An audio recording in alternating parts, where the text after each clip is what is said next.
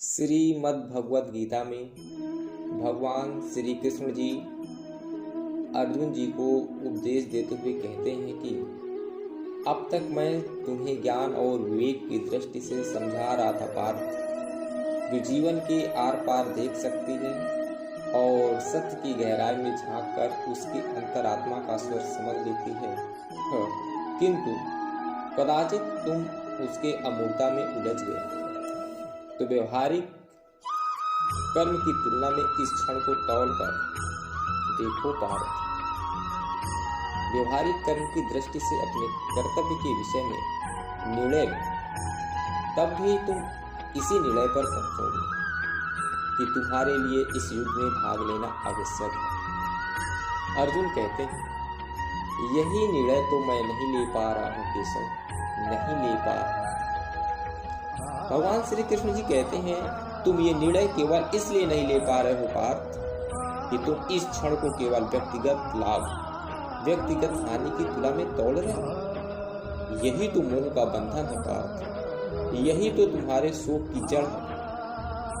और इसीलिए तुम्हारा ये कायर पलाय और कलंक में डुबाने वाला शोक ना तुम्हारे हित में है, ना ही समाज के हित में। ये शोक ना वर्तमान के लिए शुभ है और न ही भविष्य के लिए। लाभ और हानि के इस कामना में ना भटको पार्थ, ना भटको, केवल कर्म करो। कर्म तो अपने आप में पुण्य पवित्र है और समाज के लिए कल्याणकारी भी है। कर्म तो स्वयं अपना फल भी है पार्थ, परंतु यदि तुम समाज कल्याण के कार्य में अपना हित मिला लोगे तो तुम्हारा काम अशुद्ध और अशुभ हो जाएगा। इसीलिए हे पार्थ, निष्काम कर्म के मार्ग पर चलो, क्योंकि कर्म फल तो तुम्हारे बस में है ही नहीं। इसीलिए केवल कर्म करो, कर्म, फल की इच्छा न करो।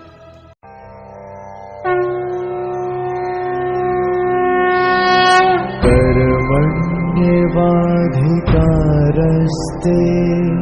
मा फलेषु कदाचन मा कर्मफलहेतुर्भुः मा ते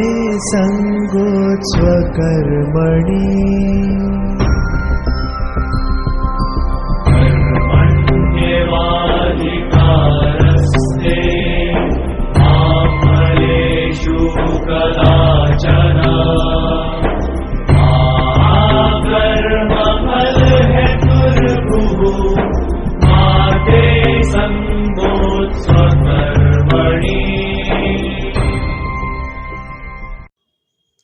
अर्जुन कहते हैं, किंतु निष्काम कर्म कैसे संभव है? फल का ज्ञान ही तो कर्म करवाता है। यदि दृष्टि फल से ही हट जाए, कोई कर्म करेगा ही क्यों? भगवान श्री कृष्ण जी कहते हैं, कोई कर्म इसलिए करेगा पार्थ कि कर्म के बिना तो जीवन संभव ही नहीं।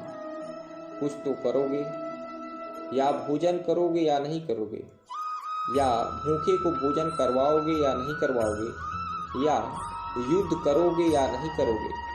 तुम्हारे पास तो केवल यही विकल्प है, तुम क्या करोगे या क्या नहीं करोगे, परंतु परिणाम तुम्हारे बस में नहीं है पार्थ। कर्म फल तुम्हारे बस में नहीं है।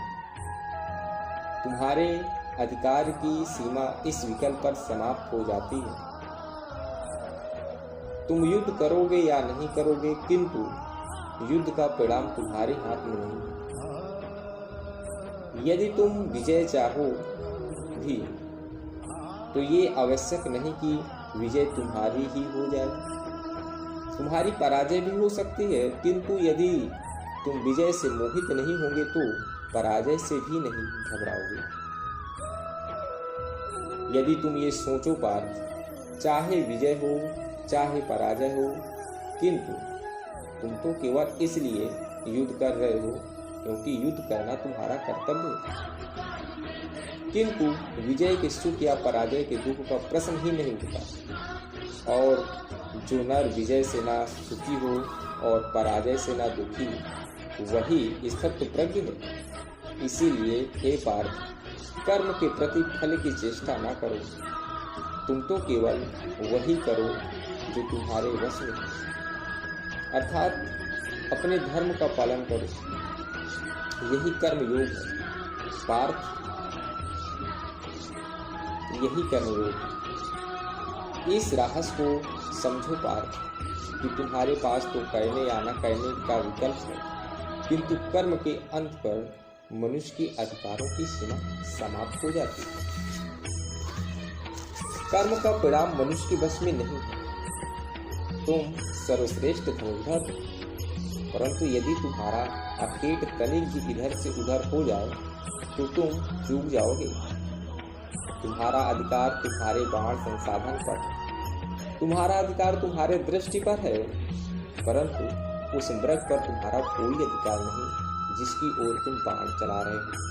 हे धनंजय, सत्य पुरुष कभी अपने अधिकारों की सीमा का उल्लंघन नहीं करते, अर्थात अपने कर्म पर स्थिर रहो पार्थ, स्थिर रहो, क्योंकि कर्म के कुशलता का ही नाम योग है। अर्जुन कहते हैं योग क्या है? केशव योग क्या है? भगवान श्री कृष्ण जी कहते हैं वही तो बता रहा था पार्थ, योग कर्म का कौशल है, मूल का त्याग कर्म का कौशल है, मोह से मुक्त होकर अपने कर्म का पालन करना कौशल है, सफलता और असफलता दोनों में समान रहना कर्म का कौशल है। बुद्धि युक्तो जहातीह उभे सुकृत दुष्कृते तस्मात् योगाय युज्यस्व योगः कर्मसु कौशलम्।